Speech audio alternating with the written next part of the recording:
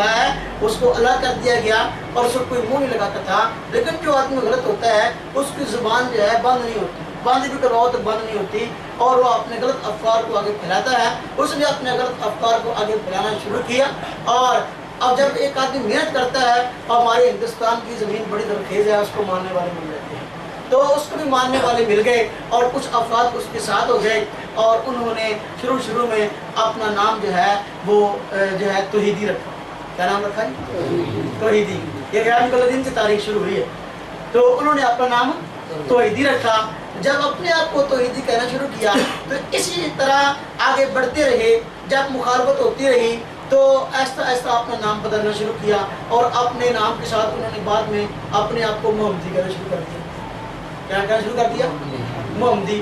اور جب انگریز ہندوستان میں اس وقت آیا اور انگریز نے خوب مسلمانوں کے ساتھ ظلم و ستم کیا, اور مسلمانوں نے اس کے خلاف تحریک اٹھائی اور اس کو یہاں سے ہندوستان سے نکالنے کی کوشش کی, تو ان حضرات نے, یہ جو اپنے آپ کو اہل حدیث کہتے ہیں, ان حضرات نے خوب ان کا ساتھ دیا.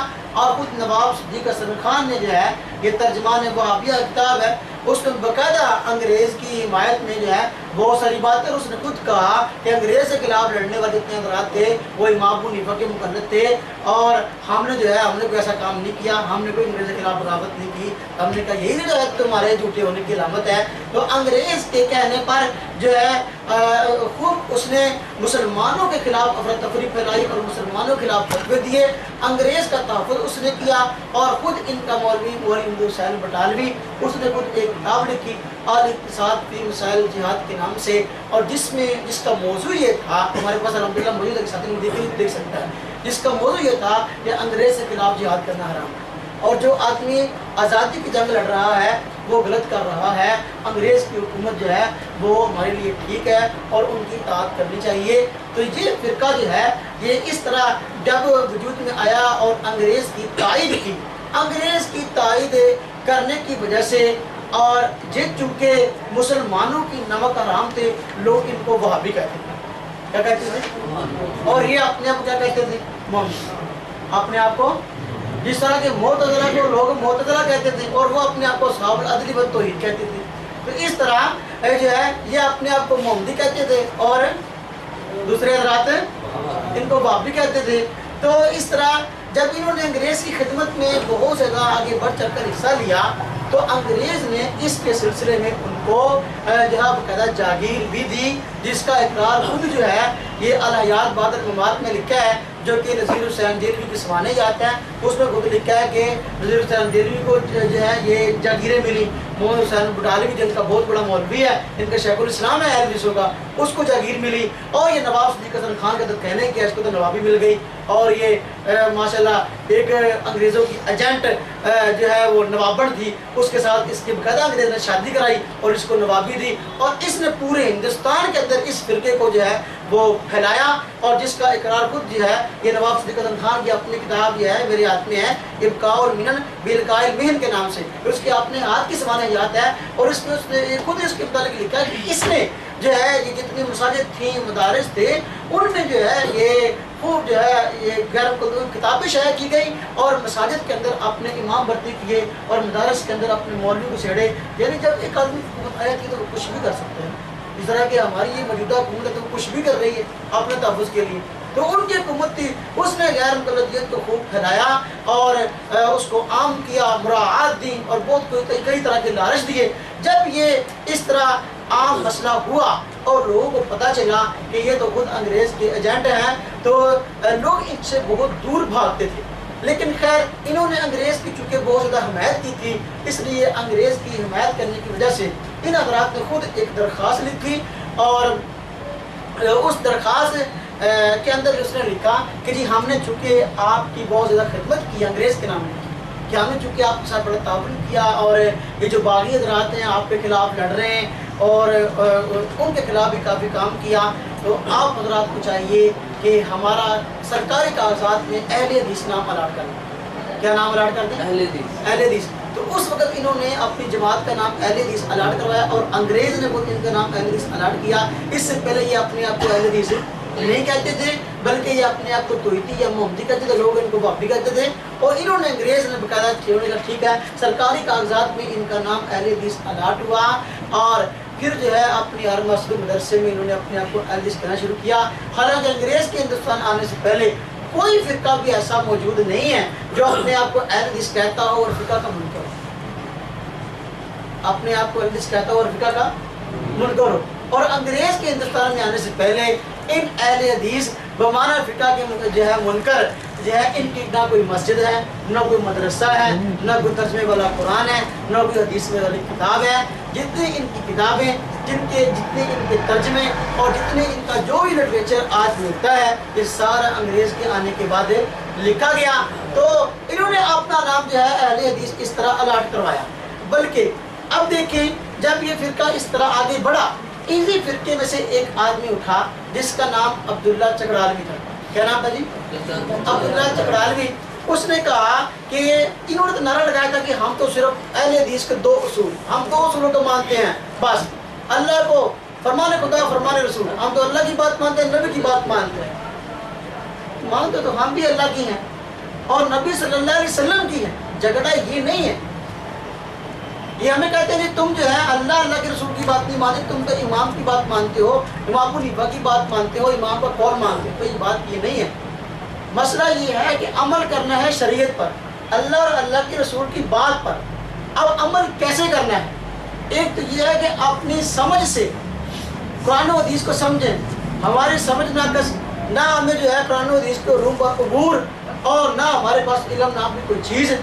जब ये चीज़ नहीं है तो फिर हम समझने की कोशिश करेंगे तो क्या होगा? वही होगा जो आगे इनके साथ हुआ, बताऊंगा। तो अब देखो जब इनके पास ये चीज़ नहीं है तो फिर इन्होंने ये नारा क्यों लगाया?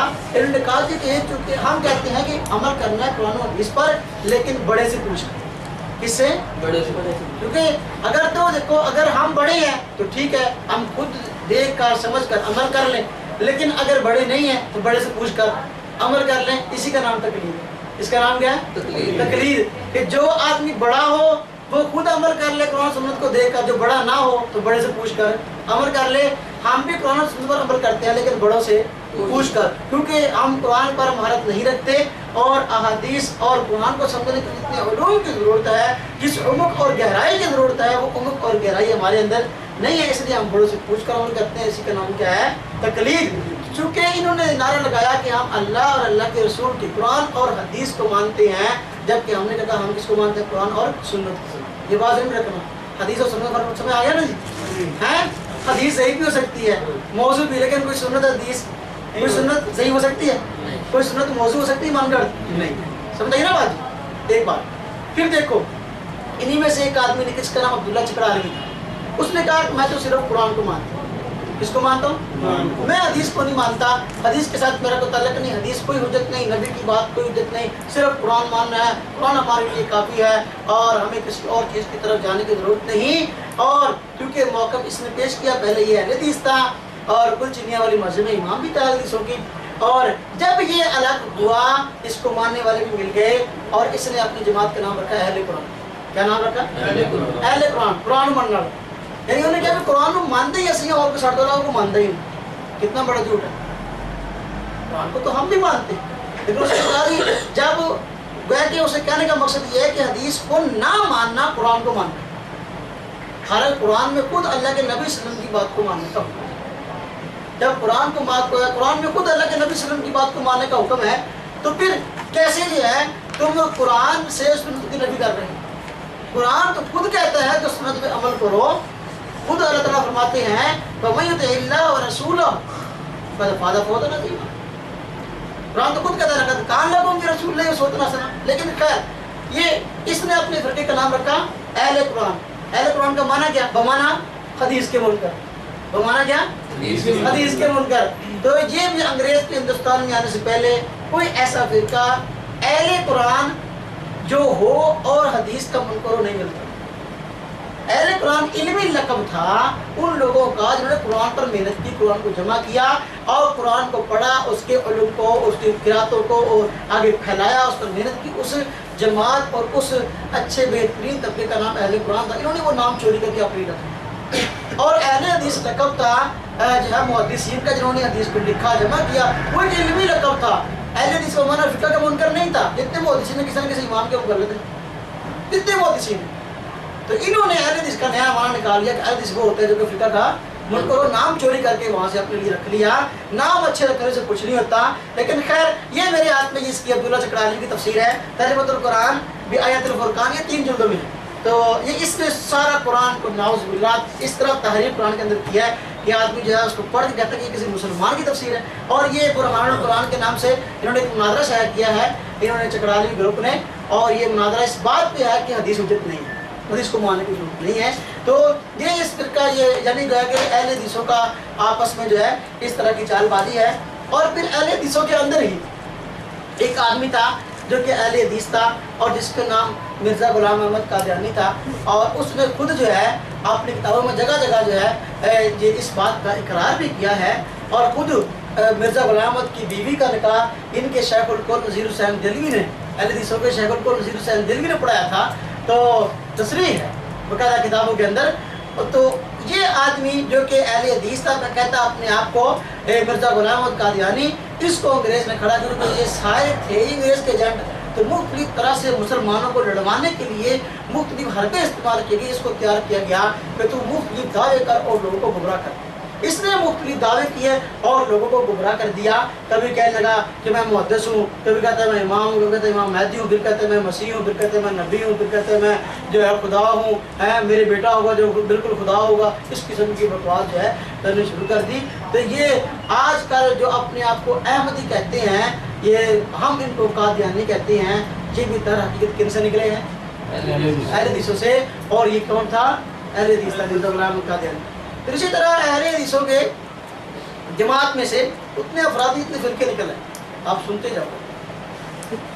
ایک اور آدمی جس کا نام سر سید احمد خان تھا، کیا نام تھا؟